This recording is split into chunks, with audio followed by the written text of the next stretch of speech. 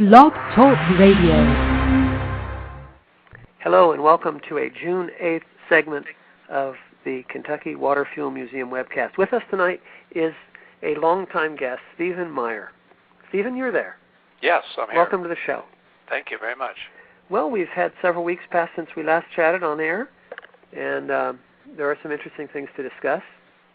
How have you been, by the way? Great. I'm having an exciting time. I really enjoyed the book that you sent me, The Freedom Element, Living with Hydrogen. I devoured that book in about 3 hours and went back over it again just so I make sure I understood it. And it was really fascinating. They did a fabulous job on it. It really is a fascinating book, and I know Mr. Bain apologizes for talking about himself so much along the way because his personal life story is woven throughout the book. But personally, I think that's what makes it interesting, you know.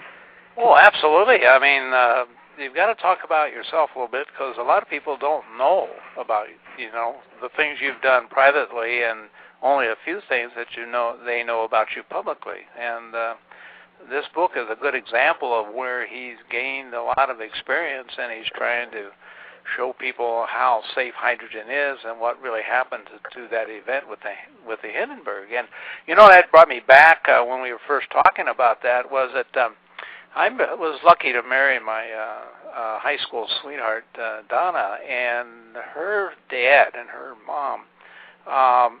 When I was going through the courtship, they invited me to go with them down to Caldwell, Ohio, to see Donna's uncle, who lived there, and Wade. And it was during that visit where they were introducing me to the family where Wade asked me to help him move some things out of his basement, and he was quite up in age at the time. And that's where I bumped into some of his artifacts with the Hindenburg, and I saw this newspaper and article. And he started telling me about it, and he brought out some of these components and pieces of it, and that's why I thought at the time that it occurred in Caldwell, Ohio. But what really happened, because I went back and talked to my wife, my ex-wife, and she said that he was there and he picked up some of these artifacts. And one of the things that I noticed when I was looking at him, that Stan and I were really heavy into building model airplanes, and they didn't have real good model airplane kits back in those days. A lot of the airplanes were just you built them, you carved them out of balsa wood and so forth, but the kits were starting to come out. And I noticed that when I was looking at some of those artifacts that he handed me, he said, "This is part of the skin," and I looked at it and I said, "Wow, it's soft and pliable."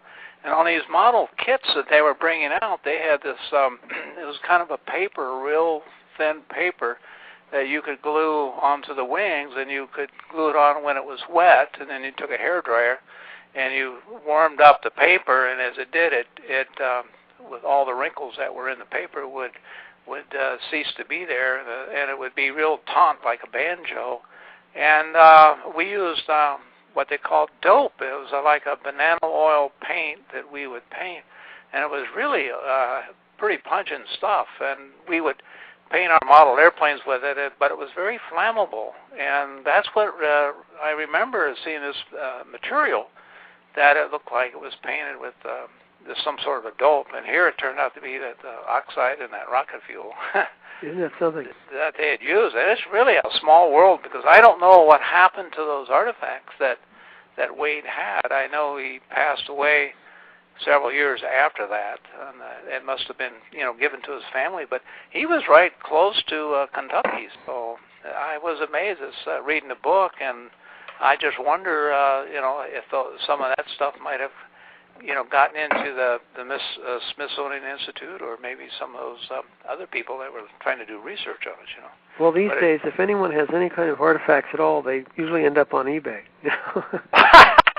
Well, yeah, if you had an original piece like that, that'd be just awesome, But I think he's gone a long way in this book to explain to the reader that hydrogen is not as dangerous as they portrayed. And of course, the news media, I don't think they purposely, but they, if it doesn't have some excitement to the story, nobody will pay attention to it. So, and then I'm not so sure they could analyze it at the time it was happening. So I think that's why a lot of people saw the movies and saw the articles, and then you could imagine the news flash back in those days of coming over radio. They were very descriptive on the radios. When we were kids, we used to listen. Stan and I used to listen to the radio because that was the major communication. We didn't have television. So they're descriptive. They would describe, and what they do is paint a picture of the event, and they would use words and phraseology that would really get that across. And so I can imagine when that news flash came across about the Hindenburg and the events that occurred. I was shocked in the book to find out that from the time that started till the time it was down on the ground was only about 52 seconds. Huh. That's you. That blip was 12 stories high, and